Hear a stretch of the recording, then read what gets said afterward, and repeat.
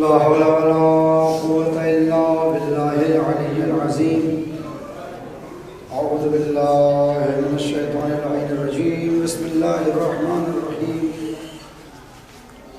الحمد لله الذي لا يبلغ مدحته القائلون ولا يحصي نعماءه العادون ولا يؤدي حقه المجتهدون الذي لا يدركه بعد الهمم ولا يناله غوث الفتن الذي ليس لصفته حد محدود ولا نهي موجود ولا أجل ممدود ولا وقت محدود فطر الخلائق بقدرته ونشر رياها برحمته وابتدأ بالسفور ميدان أرضه ثم الصلاة والسلام على النبي المكي المدني الأمي القرشي الهاشمي اللطفي الطهامي المعلن الحق بالحق بالقاسم محمد.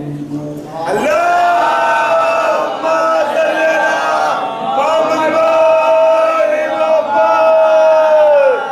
محمد الطيبين الطاهرين المعصومين المنتهبين المنتخبين الذين أذهب الله عنهم الرجس وطهرهم تطهيرا.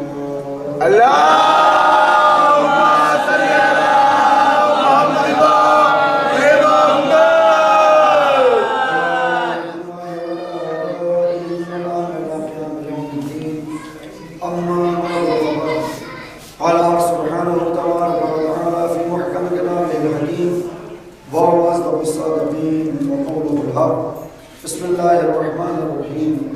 سبحان الذي أسرى بعبده ليلا من المسجد الحرام إلى المسجد الأقصى. صلى الله عليه وسلم.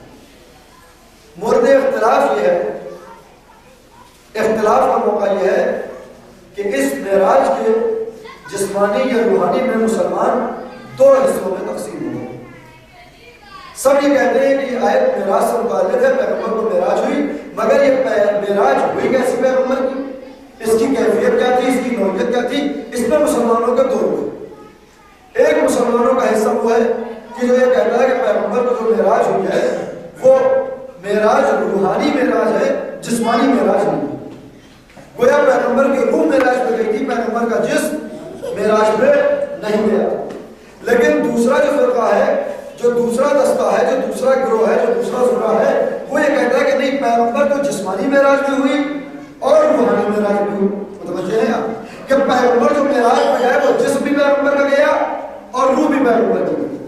ہمارے اہل تشیع کا فرقہ یہ ہے کہ جو یہ مانتا ہے کہ پیغمبر کی معراج جسمانی بھی اور روحانی بھی ہے، اور عام مسلمان یہ کہتے ہیں کہ پیغمبر کی معراج صرف اور صرف روحانی ہے، اس کا جسم سے کوئی تعلق نہیں تھا، جسم پیغمبر کے بستر پہ تھا اور پیغمبر کی روح آسمان میں چلی گئی تھی اور معراج کر کے واپس چلی گئی۔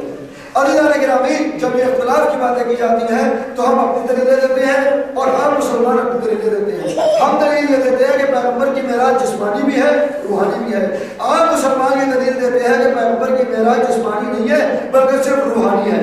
جب ہم مثالیں دیتے ہیں اور ہم دلیلیں دیتے ہیں اور ہم روایات پیش کرتے ہیں تو اپنے اہل بیت بھی پیش کرتے ہیں، جب وہ روایات پیش کرتے ہیں تو وہ ہمارے نزدیک مؤثر نہیں ہوتی۔ لہٰذا یہ جھگڑا اب تک باقی ہے اور بڑھا ہوا ہے کہ آخر پیغمبر کو معراج ہوئی کیسی؟ اس لیے کہ جب ہم اپنی کتابوں سے ثابت کرتے ہیں تو وہ ماننے کے لیے تیار نہیں، اور جب وہ اپنی کتابوں سے ثابت کرتے ہیں تو ہم ماننے کے لیے تیار نہیں ہے۔ تو کیا صبح قیامت تک یہ جھگڑا باقی رہ جائے گا کہ پیغمبر کی معراج کیسے ہوئی؟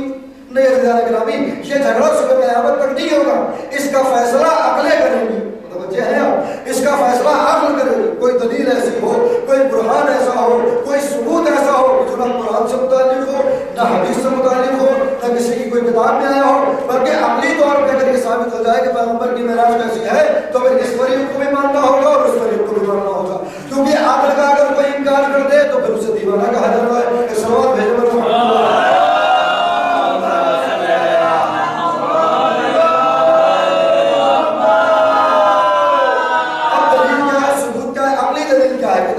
چھوڑیے، اگلی دلیل کیا ہے؟ تو عزیزان گرامی، قرآن کریم وہ کتاب ہے کہ جس کو ہر مسلمان مانتا ہے، اور ہر مسلمان کا اعتقاد یہ ہے، یقین یہ ہے کہ قرآن اللہ کی کتاب ہے، اور قرآن کے اندر لکھی ہوئی ایک ایک بات سچی ہے، اس میں کسی طرح کا کوئی شک و شبہ نہیں ہے۔ میں نے اس عشرہ مجالس کی پہلی مجلس میں ذکر کیا تھا کہ اگر قرآن کے اوپر کوئی شک کرے، قرآن کی باتوں میں کوئی شک کرے تو پھر وہ دائرۂ اسلام سے خارج ہو جاتا ہے۔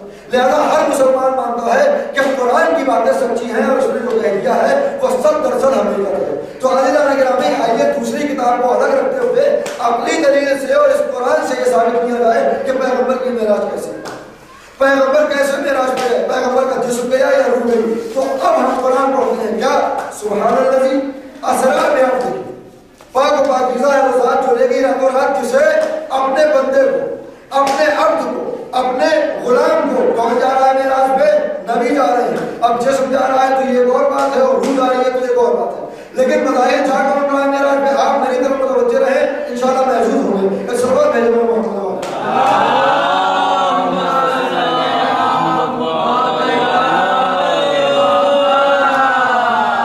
آپ کو پوری طرح جاننا ہے، پہلی سلوات اتنی آہستہ سے ہوگی۔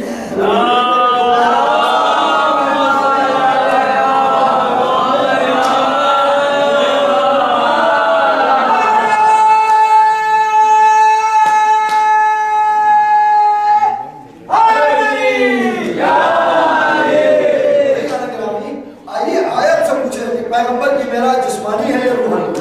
پیغمبر کا جسم معراج پہ گیا یا روح معراج پہ گئی؟ تو عزیزان گرامی، جب آیت پڑھی تو کیا ہوا کہ پاک و پاکیزہ مذات جو اپنے بندے کو لے گئی، اس کو لے گئی، بندے کو لے گئی۔ عزیزان گرامی، جب میں نے یہ آیت پڑھی تو میں نے کہا اے اللہ، اے میرے پروردگار، اے میرے رب، تو نے اپنے پیغمبر کو، اپنے محمد کو، اپنے حبیب کو جب بھی خطاب کیا تو ایک نیا لقب دیا۔ متوجہ ہیں آپ؟ جب بھی کوئی خاص بات کرنا ہوئی تو ایک خاص ٹائٹل سے نوازا، ایک خاص مطلب دیا، کبھی یاسین کہہ کے پکارا، کبھی تحسین کہا، کبھی طہا کہا، کبھی یا ایھا المزمل کہہ کے صدا دی، کبھی مدثر کا لقب دیا، کبھی محمد کہا، کبھی نبی کہا، کبھی رسول کہا۔ لیکن اس آیت کے اندر خداوند عالم نے نہ کوئی لقب دیا، نہ کوئی نام دیا، نہ کوئی ٹائٹل، نہ کوئی خاص تخلص، بلکہ کیا کہا کہ ہم نے سیر کرائی رات کے موقع میں کس کو؟ اپنے بندے کو۔ متوجہ ہے؟ اپنے بندے کو جو ہم نے ہاتھوں کو جوڑا، اے میرے اللہ، تو نے نبی کیوں نہیں کہا، تو نے رسول کیوں نہیں کہا، تو نے محمد کیوں نہیں کہا، تو نے احمد کیوں نہیں کہا، تو نے مزمل کیوں نہیں کہا، تو نے مدثر کیوں نہیں کہا، تو نے یاسین کیوں نہیں کہا، تو نے تحسین کیوں نہیں کہا؟ تو یہ کیا کہہ رہا ہے کہ میں نے اپنے بندے کو سیر کرائی؟ تو عالم تصور میں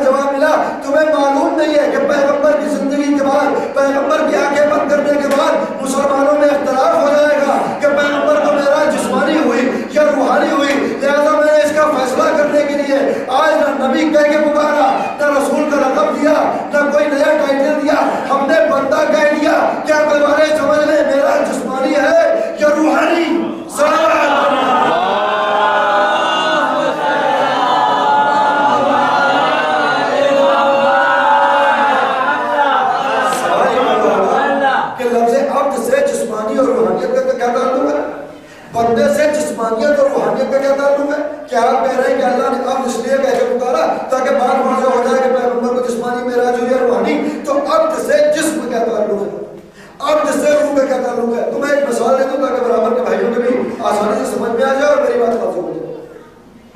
آج کے دور میں، آج کے زمانے میں وہ تصور آپ نہیں کر سکتے جو آج سے 1000 سال پہلے تھا، یا 1000 سال چھوڑ دیجئے 200 سال پہلے تک بھی ایک تصور پایا جاتا تھا. کیا تصور؟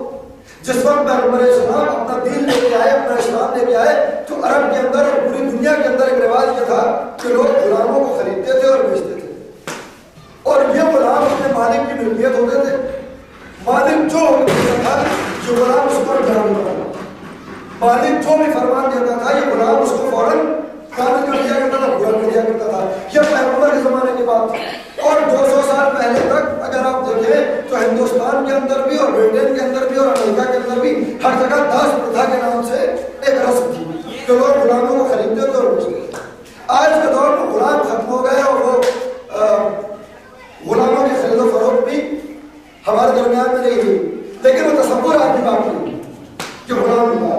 آج غلاموں کی جگہ گھر کی نوکروں نے لے لی کہ ہمارے ہر ایک کے گھر میں کوئی نہ کوئی ایک نوکر ایسا ہوتا ہے کہ جو ہمارے روزانہ کے کام انجام دیتا ہے. آپ کے گھر میں بھی ہوگا. ایک مثال میں اس لیے دے رہا ہوں تاکہ بات واضح ہو جائے کہ آیت کیا کہنا چاہتی ہے اور یہ جو جھگڑا مسلمانوں کے بیچ کا ہے یہ بے فائدہ ہے. میں مثال دے رہا ہوں. ایک انسان کے گھر ایک غلام ہے، ایک نوکر ہے. غلام چھوڑ دیجیے، نوکر ہے کہ جو 13 سال کی عمر سے 14 سال کی عمر سے اپنے مالک کے گھر میں رہ رہا ہے اور زندگی گزار رہا ہے. اس انسان نے، اس غلام نے، اس نوکر نے 10 سال تک اپنے مالک کی خدمت انجام دی اور گھر کے سارے امور انجام دیتا تھا، سارے کام انجام دیا کرتا تھا. اور 10-15 سال کے بعد کچھ ایسا ہوا کہ یہ جو غلام تھا، یہ نوکر تھا، یہ مر گیا. یہ غلام جو تھا، یہ نوکر جو تھا، یہ مر گیا.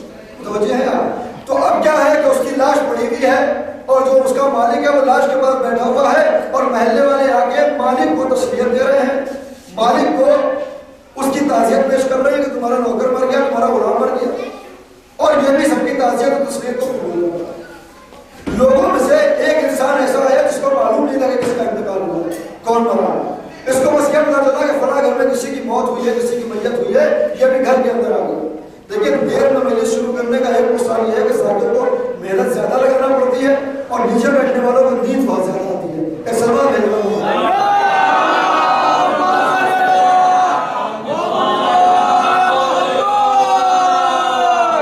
تو بہرحال اس نے سوال کیا کہ یہ مرنے والا کون تھا، یہ مرنے والا جو دنیا سے چلا گیا یہ ہے کون. تو اس سامنے والے نے جواب دیا کہ صاحب ایسا ہے کہ یہ میرا جو مرا ہے، جو ابھی جس کی میت پڑی ہوئی ہے، لاش پڑی ہوئی ہے، یہ میرا غلام تھا.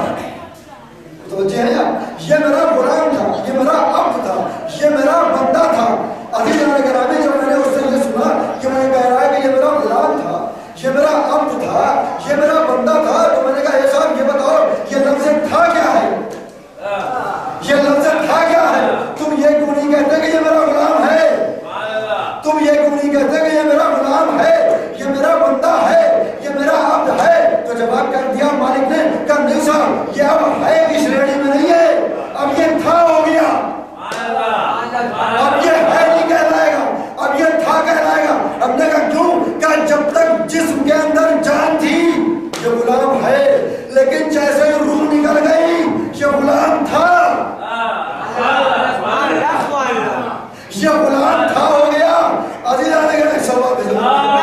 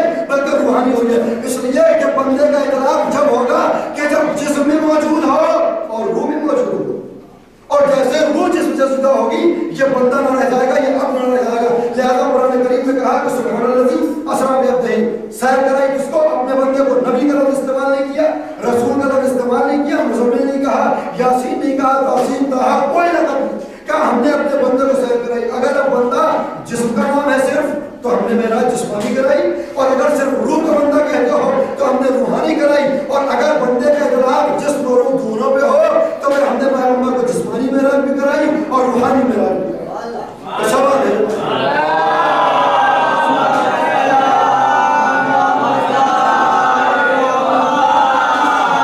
جب معراج ہو گئی تو اب دوسرا مسئلہ کیا ہے؟ من المسجد الحرام الی المسجد الاقصی، کہ کس کو سیر کرائی؟ اپنے بندے کو کہاں سے؟ مسجد حرام سے مسجد اقصی کی طرف۔ عزیزان گرامی، اگر آپ دیکھیں کہ پیغمبر کی معراج جو مسجد حرام سے ہوئی اور مسجد اقصی تک ہوئی، جہاں تک ہوئی اس کو کہا گیا مسجد اقصی، اور قرآن کے سورہ نے آواز دی کہ پیغمبر جہاں تک گئے اس کو کعبہ قوسین کہا گیا، یعنی اللہ سے اتنا دور فاصلہ رہ گیا تھا، اتنا فاصلہ تھا کہ بس 2 کما کا فاصلہ تھا۔ پیغمبر جہاں پہ جا کر رکے ہیں اس کو کعبہ قوسین کی مثال دی جاتی ہے کہ پیغمبر یہاں پہ جانے کے بعد آخری منزل یہ ہے۔ اور قرآن ایک طرف یہ کہہ رہا ہے کہ ہم نے مسجد حرام سے سیر کرائی اور مسجد اقصی تک سیر کرائی۔ ہم نے کہا اے ہمارا الہ، اے میرے اللہ، تو نے کہا کہ ہم نے مسجد حرام سے سیر کرائی، یہ بات تو سمجھ میں آئی، مگر تو کہہ رہا ہے کہ مسجد اقصی تک سیر کرائی، یہ سمجھ میں نہیں آیا۔ اس لیے سمجھ میں نہیں آیا کہ مسجد کسے کہتے ہیں۔ مسجد اس میں ظرف ہے، مولانا تشریف فرمائے، یہ مجھ جیسے طالب علم کی بات کی تائید کریں گے، تصدیق کریں گے، میرے استاد کی جگہ مسجد ظرف مکان ہے، سجدہ کرنے کی جگہ۔ مسجد آپ کسے کہیں گے؟ کہ جہاں پہ سجدہ کیا جائے۔ تو عزیزان گرامی، میں نے کہا بارہ الہ، تو نے کہا کہ ہم نے مسجد حرام سے سیر کرائی، مسجد اقصی تک سیر کرائی، تو مسجد حرام مسجد ہے، یہ بات سمجھ میں آ رہی ہے۔ اس لیے کہ کعبہ مسجد حرام ہے، وہاں لوگوں نے سجدہ کیا ہے، نماز پڑھی ہے، اللہ کی عبادت کی ہے، اطاعت کی ہے۔ یہ اور بات ہے کہ ابھی پیغمبر شاید اس جگہ پہ نہ پہنچے ہوں، لیکن اس سے پہلے آدم بھی آئے تو کعبے کے پاس سر کو ٹیکا۔ نوح کا جب طوفان رکا اور اس کے بعد ہم کعبے کی طرف آئے تو سجدہ کیا۔ ابراہیم نے جب کعبے کو بنایا دوبارہ تو پھر وہاں پہ سجدہ کیا۔ تو سارے نبی کعبے کے پاس سجدہ کر رہے ہیں، اور کوئی اس کو یہ کہہ رہا ہے کہ یہ مسجد ہے، یہ بات سمجھ میں آ رہی ہے۔ لیکن اے میرے اللہ، اے میرے پروردگار، یہ بتا جو کعبہ قوسین کی منزل ہے وہ مسجد کیسے ہوگی؟ اس کو تو مسجد کیسے کہہ رہا ہے؟ اس لیے کہ مسجد اس وقت ہوگی جب کوئی سجدہ کرے، اور یہاں پہ کس نے سجدہ کیا؟ تو آپ کہیں گے کہ ہو سکتا ہے کسی ملک نے سجدہ کیا ہو سکتا ہے کسی فرشتے نے سجدہ کیا ہو سکتا ہے پیغمبر نے سجدہ کیا ہو۔ تو عزیزان گرامی، اس کی میں مثالیں دے دوں تاکہ بات واضح ہو جائے کہ یہاں کے اوپر کسی نے سجدہ نہیں کیا۔ اس کی مثال کیا ہے کہ یہ وہ مقام ہے کہ جہاں پر پیغمبر آئے ہیں لیکن کوئی ملک نہیں آیا۔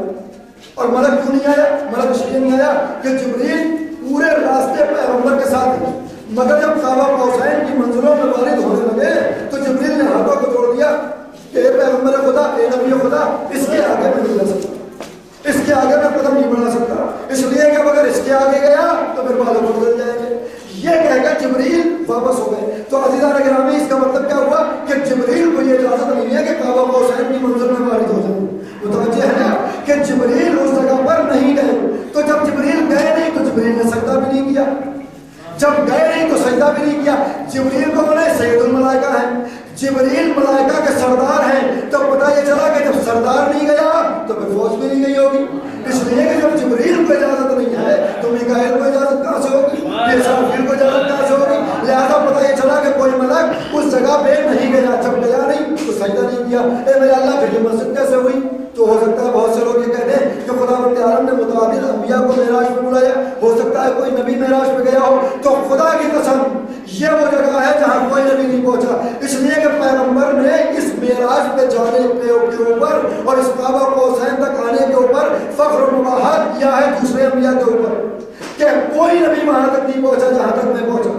تو کیونکہ پیغمبر یہ کہہ رہے ہیں کہ کوئی نہیں پہنچا، تو اس کا مطلب ہے کسی نبی کی رسائی وہاں تک نہیں تھی، کوئی وہاں نہیں گیا۔ جب کوئی گیا نہیں تو پھر اس کا مطلب کسی نے سجدہ بھی نہیں کیا۔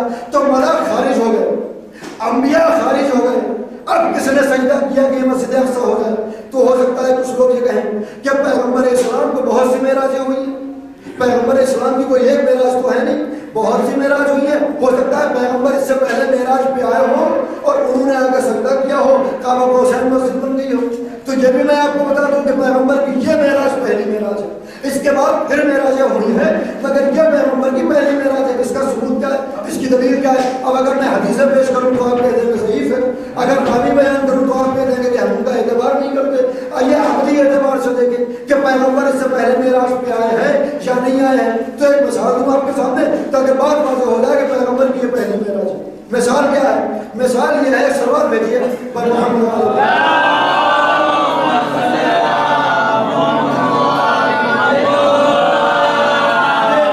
پیغمبر کی پہلی معراج ہے۔ ثبوت دلیل اور دلیل یہ ہے کہ میں اس بستی کے اندر مثلاً پہلی مرتبہ آیا اور آنے کے بعد میں نے مجالس پڑھی 1 2 4 6۔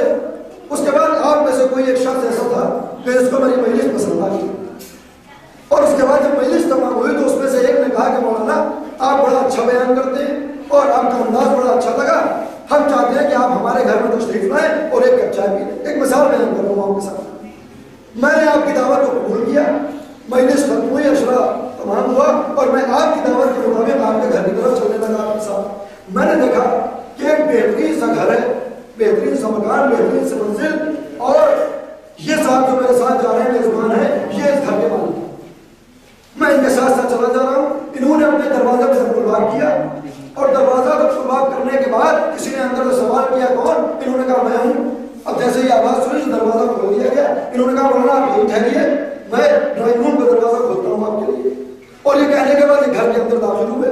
انہوں نے اندر سے اپنے ڈرائنگ روم کا دروازہ کھولا، اپنے کمرے کا دروازہ کھولا، اور اب دروازہ کھلا ہوا ہے، میں دروازے کے باہر ہوں۔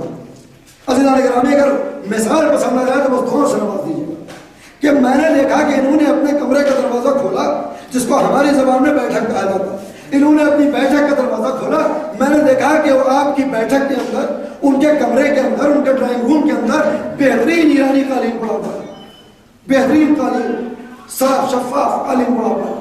تو اب عزیزان گرامی میں نے کیا کرنا شروع کیا؟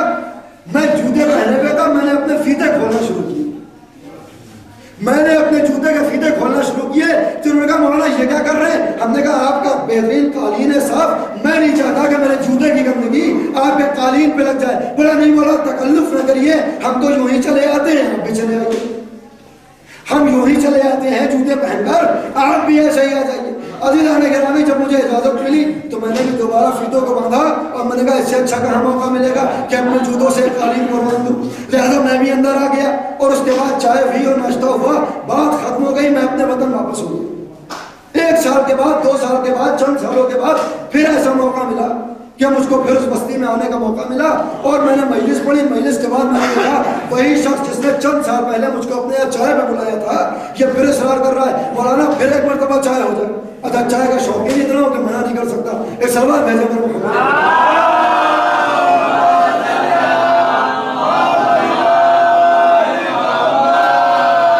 جیسے ہی دعوت ہوئی تو میں نے کہا کہ ٹھیک ہے، میں آپ کے ساتھ چلنے کے لیے تیار ہوں۔ مجلس ختم ہوئی، انہوں نے پھر گھر کا رخ کیا، میں اسی گزشتہ سال کی طرح ان کے پیچھے پیچھے، یہ میرے آگے آگے، دروازے پہ تب الباب ہوا، دروازہ کھولا اور پھر ویسے ہی اندر جا کے انہوں نے ڈرائنگ روم کا دروازہ کھولا۔ میں نے دیکھا وہی قالین، وہی گھر، وہی مکان، وہی کمرہ، وہی ڈرائنگ روم، وہی دروازہ۔ اب مجھے ایمانداری سے بتائیے کہ اب بھی میں جوتے کھولنے کی کوشش کروں گا؟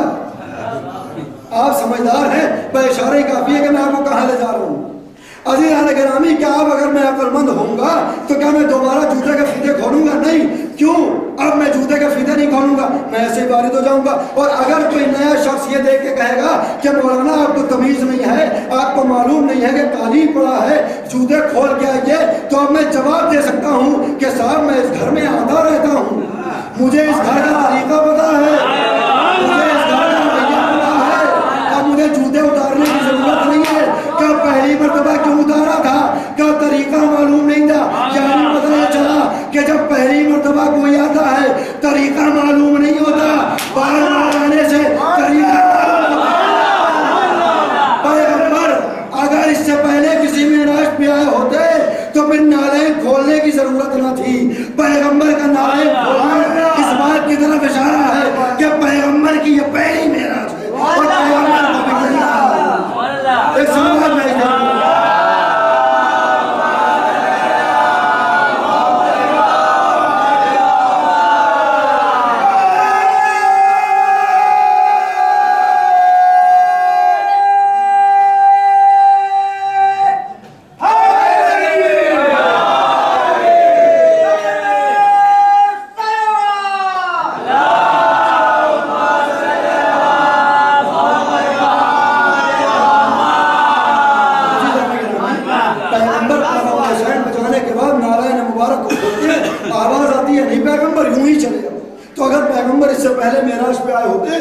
पैगंबर को तरीका मालूम होता नालायन खोलने की ज़रूरत नहीं थी। तो पता ये चला कि पैगंबर की भी ये पहली मेराज है। तो जब पहली मेराज है तो इसका मतलब ये है कि पैगंबर ने भी सजदा नहीं किया। चौधरी गिरामी किसी मलक ने सजदा नहीं किया, किसी नबी ने सजदा नहीं किया और खुद पैगंबर ने भी सजदा नहीं किया। तो ए मेरे अल्लाह, ए मेरे मालिक, ए मेरे रब परवरदिगार, ये बता ये काबा कौसैन मस्जिद कैसे बनी, ये काबा कौसैन मस्जिद अक्सा कैसे बनी। इसलिए कि इंतहा है ये कि तू कह रहा है मेराज हुई मस्जिद हराम से मस्जिद अक्सा की तरफ, तो आखिरी मंजिल का नाम है मस्जिद अक्सा और आखिरी मंजिल पे जिब्रील गए नहीं, कोई मलक गया नहीं, कोई नबी गया नहीं, पैगंबर की भी ये पहली मेराज है। ये मस्जिद कैसे हुई? तो अज़ीज़ान गिरामी, इसका सबूत मुझे किसी किताब में नहीं मिला, ये सिर्फ अकली सबूत है। हो सकता है बहुत से लोगों के लिए काने कुनंदे हो और बहुत से लोग इससे मुत्तफिक ना हो और ये कहते हैं कि आपकी बात हमें समझ में नहीं आती। तो ठीक है, आपकी समझ में ना आए, लेकिन मैंने जो दस्तयाब किया है, जो मेरे हाथ में आया है, वो ये कि अजीज़ हो कि जिस वक्त खुदावंद आलम ने ये चाहा कि अपने बेहतरीन दोस्त, अपने हबीब को, अपने नबी को, अपने पैगंबर को मेराज पे बुलाए, तो फिर उसने ये सोचा कि जो मेज़बान होता है और अपने मेहमान को बुलाता है, तो मेज़बान और मेहमान के दरमियान में एक रिश्ता होता है और मेज़बानी के कुछ तरीके होते हैं, मेहमानी के कुछ तरीके होते हैं, कुछ फरीज़े होते हैं, कुछ रस्म व रिवाज होते हैं। मसलन जब कोई मेहमान आता है पहली बार आपके घर में, तो आप उसका इंतज़ार करते रहते हैं, दरवाजे पे आप टहलते रहते हैं कि वो कब आ रहा हो। और जिस वक्त आने वाला आता है तो मेज़बान क्या करता है, अपने हाथों को फैला देता है, गले से लगाता है और कहता है आइए घर के अंदर डालिए। बुला रहा है वो कि जिसका नाम है खुदा, आ रहा है वो कि जिसका नाम है नबी। अब मेज़बान अपने मेहमान की मेज़बानी के लिए कुछ शर्तों का उसके अंदर पाया जाना जरूरी है जिससे अल्लाह मुनज़्ज़ह है।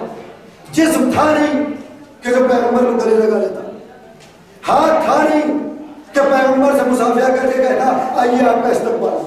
तो अब अल्लाह ने अपने मेहमान को बुलाने के लिए एक मरतबा पूरी मखलूक़ात पर नजर डाली कि वो कौन है जो मेरी नियामत कर सके, वो कौन है जो मेरे मेज़बान होने के वो तमाम फराइज़ को अंजाम दे सके। तो अज़ीज़ जब कायनात पर नजर डाली तो एक शख्स को उसमें से चुन लिया और चुनने के बाद कहा ये वो है कि जो मेरी सिफ़ात का हामिल है, तो मैंने इसको मज़हर बनाया है इस सिफ़ात का। यानी कि अब आपकी ज़बान में कह दूँ ताकि आप थोड़ी बात कर दीजिए, यानी कैसा हो कि जिसकी ज़बान रसूलुल्लाह हो, ऐसा हो कि जिसकी आँख रहनुल्लाह हो, जिसका चेहरा वजहुल्लाह हो, जिसका सर रसूलुल्लाह हो, वो रसूलुल्लाह हो। लिहाजा ऐसा करने के बाद एक प्रमोशन किया और ऐसा कि मैं अपने नबी को बुलाने वाला हूँ। तो अज़ीज़ान गिरामी, रावी ये कहता है कि जिस वक्त पैगंबर मेराज से आए तो किसी ने पूछा पैगंबर मेराज का वाक़या बताइए, तो अली भी बैठे हुए थे, क्या मुझसे सुनना चाहोगे या अली से? एक सवाल भेजे पर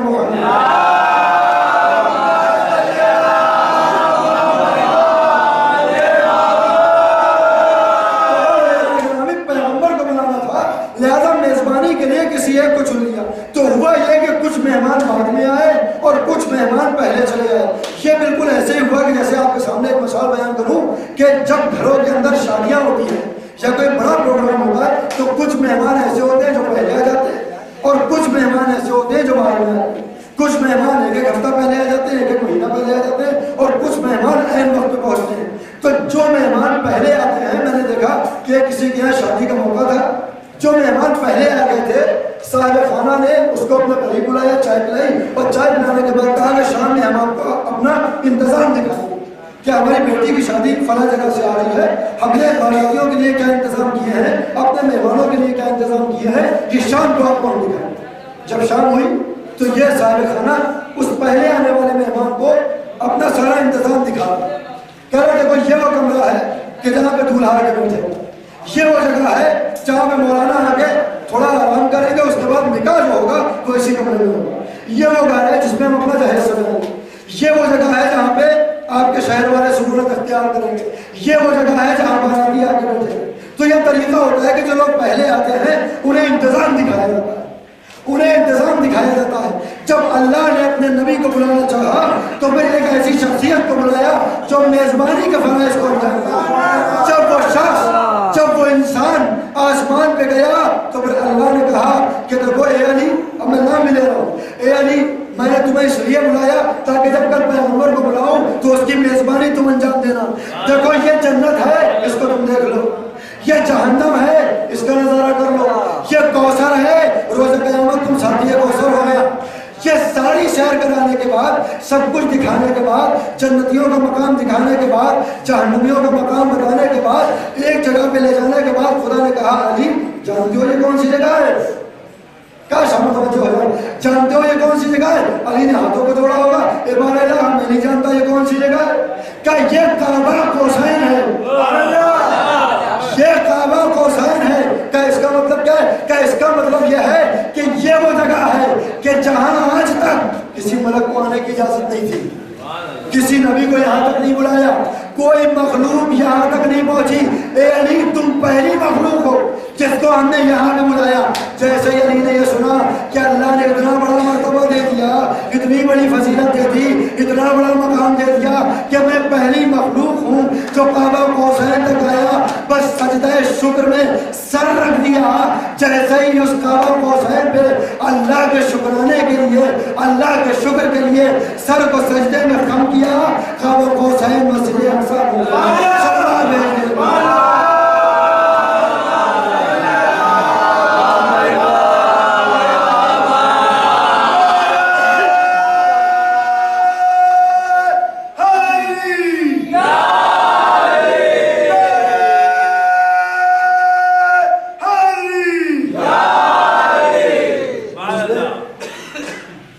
اقصی بن گئی کعبہ قوسین کے ساتھ. اس کے علاوہ مجھے ابھی تک کوئی دلیل نہیں ملی کہ مسجد اقصی کیوں کہا گیا کعبہ قوسین کو، جبکہ کوئی وہاں تک نہیں گیا.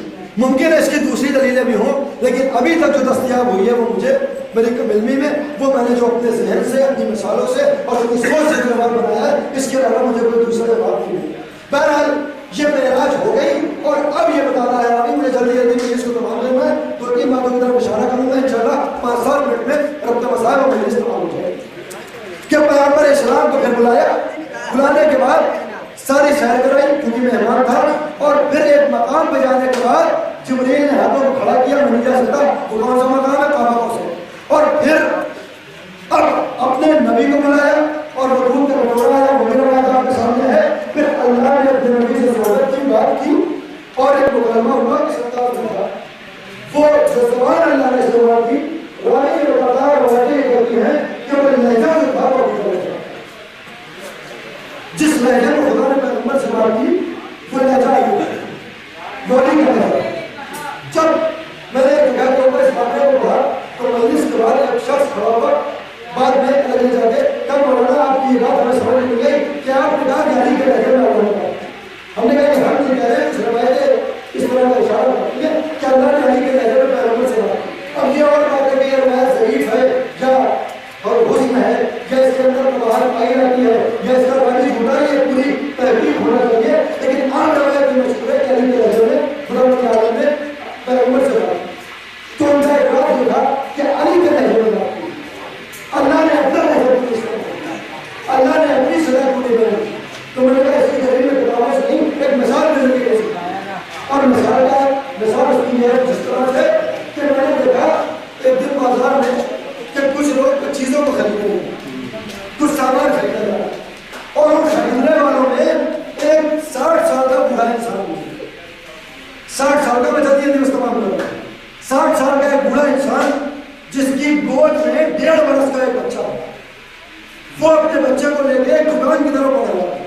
اور بڑھ رہا ہے اس لیے تاکہ اس کو کچھ دلا سکے، کوئی ٹافی، کوئی بسکٹ یا کوئی چاکلیٹ دلا سکے. ابھی یہ 60 سال کا بوڑھا انسان اور 1.5 برس کا بچہ اس کی گود میں ہے. یہ ابھی راستے میں ہے، میں نے کان لگا کے سنا کہ یہ لوگ آپس میں بات کیا کر رہے ہیں. یہ ایک اتنا بڑا بیچ میں گیپ ہے، جنریشن گیپ جسے ہم کہتے ہیں.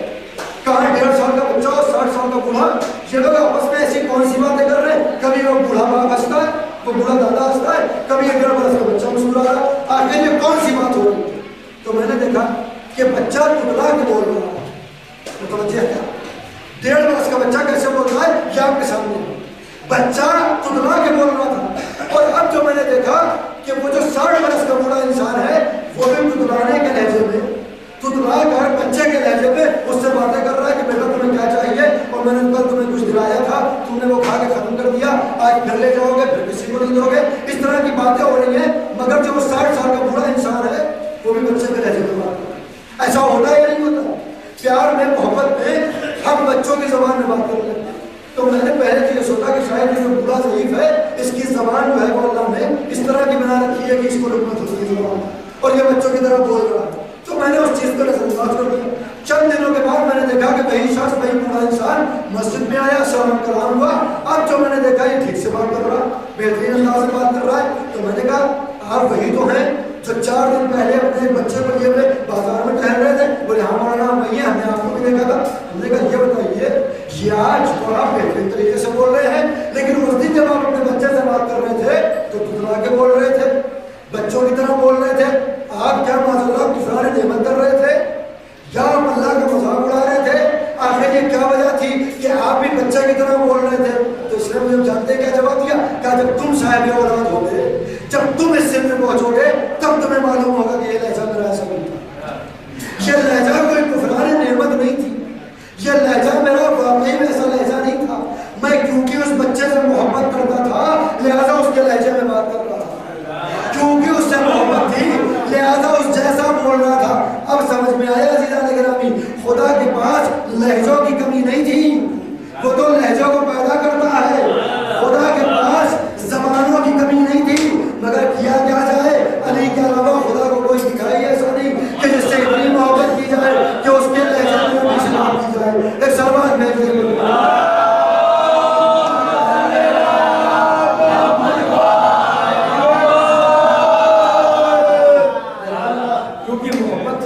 محبت کا تقاضا یہ تھا کہ علی کے لہجے میں نبی سے بات ہو, کیونکہ نبی کا بھی حبیب ہے علی اور خدا کا بھی دوست ہے. اور خدا کی قسم یہ ایک عجیب اتفاق ہے کہ علی کا لہجہ علی کے علاوہ 2 لوگوں نے استعمال کیا. علی کا لہجہ علی کے علاوہ صرف 2 لوگوں نے استعمال کیا. ایک معراج میں خدا نے اور ایک شام کے دربار میں سے.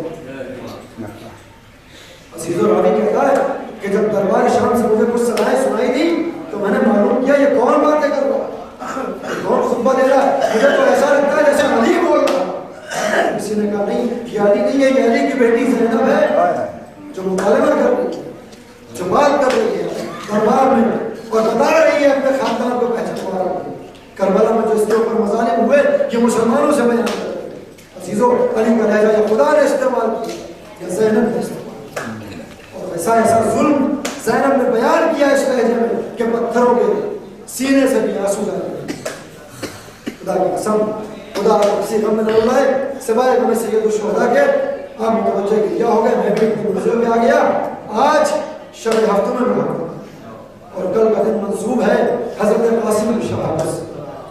آج تم جلدی اٹھاؤ, عباس کا علم بھی اٹھے گا, حسین کا تابوت بھی برآمد ہوگا اور سب دہاڑے مار کر روئیں گے, اس لیے کہ کربلا میں حسین کے بچوں کو حسین پہ رونے نہ دیا, حسین پہ رونے نہ دیا گیا. راوی یہ کہتا ہے کہ جب صبح عاشور آئی اور ایک ایک انصار حسین کا میدان کربلا جانے لگا, پھر عائشہ کی باری آئی تو قاسم یہ دیکھ رہے ہیں کہ اب عائشہ بھی جانے والے ہیں تو ہاتھوں کو جوڑ کے کھڑے ہیں, چچا جان مجھے اجازت دے دیجیے کہ میں بھی اپنی جان آپ کے اوپر نشانہ کر دوں. حسین کہتے ہیں بیٹا قاسم میں تم کو کیسے اجازت دوں, میں جب یہ چاہتا ہوں کہ اپنے بھائی حسن کی زیارت کروں تو میں تم کو بے دیا کرتا ہوں. مجھ کو یہ گوارا نہیں ہے کہ میں تمہیں اپنی جان دینے کے لیے کربلا کے میدان میں بھیج دوں. قاسم کو اجازت نہ ملی, قاسم کو اجازت نہ ملی. قاسم نے گوشے میں آ کے آنسو بہا رہے ہیں. کسی نے ام فرما کو صدا دی کہ ام فرما تیرا لال ایک گوشے میں آنسو بہا رہا ہے. کیوں آنسو بہا رہا ہے؟ اس لیے کہ حسین نے اجازت نہیں دی, حسین جنگ کی اجازت نہیں دیتے. ام فرما نے فضا کو بلایا کہ اے فضا میرے لال کو میرے قریب بلاؤ. فضا ام فرما کے حکم کے مطابق قاسم کے نزدیک گئی. اے بیٹا قاسم تم کو تمہاری ماں نے یاد کیا ہے. قاسم ام فرما کے نزدیک آئے. اے بیٹا کیوں آنسو آتے ہو, کیوں افسوس کرتے ہو؟ اے اماں جان حسین مرنے کی اجازت نہیں دیتے, چچا جنگ بچانے کی اجازت نہیں دیتے. اے مرتبہ ام فرما نے یاد دلایا بیٹا جب تمہارے بابا اس دنیا سے جا رہے تھے تو انہوں نے تمہارے بازو میں تعویذ باندھا تھا اور کہا تھا جب تمہارے اوپر بڑی مصیبت کا وقت آئے تو اس کو کھول کے دیکھ لینا. اے بیٹا قاسم اب اس سے بڑی مصیبت کیا ہوگی کہ تمہارا خانوادہ شہید ہو رہا ہے, تمہارے اوپر پانی بند کر دیا گیا ہے. ذرا اس تعویذ کو बोला गया तावीज़ कासिम हुसैन के नजदीक लाए, ए चचा ए अब्बू ये तावीज़ मेरे बाबा जान ने वक्त रहना मेरे बाजू में लगना था, देखिए इसमें क्या तहरीर है। हुसैन ने उस तावीज़ को लिया, आंखों से लगाया, भाई को याद करके रोने लगे। तावीज़ को खोला तो लिखा हुआ था, ए मेरे भाई हुसैन, ए इमाम वक्त हुसैन, करबला में जब तुम पे मुसीबत आएगी तो हसन तो मौजूद ना होगा, मगर कासिम को इजाजत दे देना कि हसन की तरफ से तुम्हारे ऊपर शहीद हो जाए। जज़ाकुमुल्लाहु खैरल जज़ा। लीजिए अज़ीज़ान गिरामी, हुसैन ने हसन की तहरीर को पढ़ा और तहरीर को पढ़ने के बाद कासिम को जंग की इजाजत मिली। रावी ये कहता है कि एक तरफ से अब्बास ने सवार किया, दूसरी तरफ हुसैन है, तो उन्होंने कासिम को सवार किया। कासिम मैदान कारज़ार में आ गए और आने के बाद जंग करते जाते हैं, न जाने कितने दुश्मनों को वासिले जहन्नुम किया, मगर अचानक एक तीर कासिम की पेशानी में लगा। कासिम घोड़े पे सवार न सके, जमीन पे तशरीफ ले आए। हुसैन को आवाज दी, अब्बास को मदद के लिए बुलाया। मक्तल लिखता है कि मैंने देखा कि सुबह से हुसैन बहुत मर्तबा करबला में आए, कई बार करबला में आए, मगर अब जो हुसैन के आने का अंदाज है वो जुदा है। फौजें ये समझी कि कहीं हुसैन हम पे हमला न कर दे। हुसैन मक्तल की जानिब बढ़ रहे हैं, मैदान की जानिब बढ़ रहे हैं, फौजों में खलफशार हो गया। इधर के घोड़े उधर चले गए, उधर के घोड़े इधर चले गए। कासिम की लाश पामाल हो गई। जैसे ही कोई घोड़े की टाप कासिम के मदद पे पड़ती थी, आवाज देते थे, ए चचा मदद को आइए, ए अब्बास मदद को आइए। हुसैन कासिम के लाशे के करीब गए, लाश को इकट्ठा किया, अबा फैलाई, अबा के दामन में कासिम के लाश के टुकड़े रखे, खैमे में लेके आ गए। ए उम्मे फरमा तेरा चाँद आ गया, ए उम्मे फरमा तेरा लाल आ गया। मगर जब गया था तो जिस्म जान का इर्तिबात बाकी था, मगर अपने चचा पे जान दे दी। नाना के दीन के लिए कासिम अपनी जान को खैर लो। कासिम के जनाज़े करो, अपने